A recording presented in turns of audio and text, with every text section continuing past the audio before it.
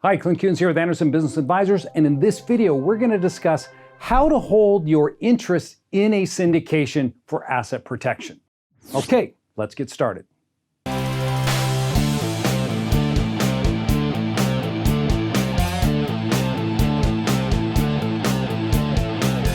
Now, I run into a lot of people who are investing in syndications. Maybe you're a sponsor of a syndication, and I get this question over and over again. How do I hold my interest? Do I want to hold that interest in my own name? Should I be holding it through some entity, maybe a corporation? Well, it's really not that difficult when you start analyzing it and breaking it down and using the same principles that we apply to all our other investing. You see, a syndication, right? It's typically set up as a limited partnership, or more importantly, mainly a limited liability company. So it's an unregistered security is what it is. So if I asked you, where would you put your securities? If you held say you had shares of Apple stock or United Airlines, where should they be held? In your personal name, in your personal account? Absolutely not. Because if you held them there, they would be exposed to any potential lawsuit. Somebody could take them from you. So what we tell people is you want to set up a limited liability company for that. Typically, let me see if I got a blue one here. A lot of times we draw these out as blue boxes. This would be a Wyoming LLC. Or Delaware. And this would hold your safe assets, is what we call it, safe assets. So stock is a safe asset. Savings are a safe asset. And you want to just pile it in there. Well, if I was considering investing into a syndication right here, this is that syndication LLC, then why take it in my own name over here when I could just as easily take it in the name of this limited liability company? Or if you already have it, you can move it. So I would want to take my interest and I would want to take it in the name of the LLC.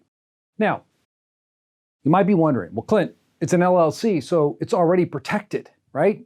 So if anything happens on it, I'm protected. Correct, you are protected there. Where my concern comes in is with you. Let's say, you're down here, right? And you didn't have this set up and you own that syndication directly in your own name. And you have this blue box that you've set up and it holds your safe assets, your savings, your brokerage account, things like that. So you get sued individually. Somebody gets a judgment against you for, say, $300,000. Let's say it had to do with a loan default. The bank comes after you because you had to walk away from one of your properties because you couldn't get the rents anymore and the property had gone down in value. So you're like, this doesn't make sense. So they get this $300K judgment against you, deficiency judgment. Now they want to collect on it. Well, the remedy available to a creditor in this situation against an LLC is what is referred to as a charging order. Check my other videos out. I got plenty of videos on LLCs and charging orders that will describe how this works. So I'm not going to go into detail on that right now. But what I want you to understand is if they get the charging order against you, it's not going to allow them to take your assets here. You're going to hold on to these assets. This is your limited liability company. You're in control of it. The only thing they're going to get is if you decide to take a distribution, right? So if I had $400,000 in this LLC set up right now, and I have a charging order that's placed on my LLC, and this is what the court tells you. Mr. Kuhns, understand that if you choose to take a distribution down to yourself of any of those funds, until any distribution you take must go to your creditor until this $300,000 judgment is satisfied. Do you understand what I'm saying? If you take any money out as a distribution, I'm going to sit back and think, Your Honor, I understand you 100%. If I take out a distribution, I will pay it to my creditor until that judgment's paid off. Now, are you going to take a distribution knowing that if I wanted to pull out $50,000, I have to pay it out to my creditor? Heck no. What are we going to do? We're taking loans is what we're doing. No more distributions. Now they're coming out as loans or management fees. I'm having some meetings and I'm getting that money out of there and it's not coming out this way that's going to be paying off my creditor. So great, I have control over those funds. But let's look what happens over here. You got this LLC, this syndication, right, that you've invested in. Let's assume that your distribution this year, at the end of the year, they're going to give you out $30,000. And they told you next year they're going to have a liquidation event and you should expect to receive $275,000. You're like, whoa, right on, great, I'm getting paid. Well, that same charging order that attached to the blue box is also going to attach to that red box if you own that red box in your own name. And they're going to let the manager of that LLC, the promoter, know, hey, I have a legal claim against Clint. I have a judgment against him. Here's the charging order. Don't send Clint the $30,000. Don't send Clint the $275,000. You send them to me because that money is owed to me. Now, I don't think you're going to be too happy about that. You may call up the manager of the LLC and you say, hey, Frank, this is Clint. Please don't issue out any distributions to me. Now, what is Frank going to tell you? I've got 18 other members here, investors. You think I'm just going to hold back money because you have a judgment? No, I'm going to distribute the money. I have to distribute the money because the syndication, the actual LLC agreement states I need to distribute that money on an annual basis. So you just lost your investment. You may not see it yet, but when the money starts coming, it's going to those creditors. So that is why when it comes to holding the syndication interest, don't hold it in your own name. If you ever find yourself in a lawsuit, they are going to attach that, and they know they're going to get paid off of that one. In fact, they may even just leave your blue box alone because they know the blue box isn't going to pay them any money because you're in control. But in this red box over here, you have no control. So that money's still going to roll up, down to you. So that's why I'm recommending when you're making an investment into a syndication, an apartment building, commercial property, hold it through a limited liability company.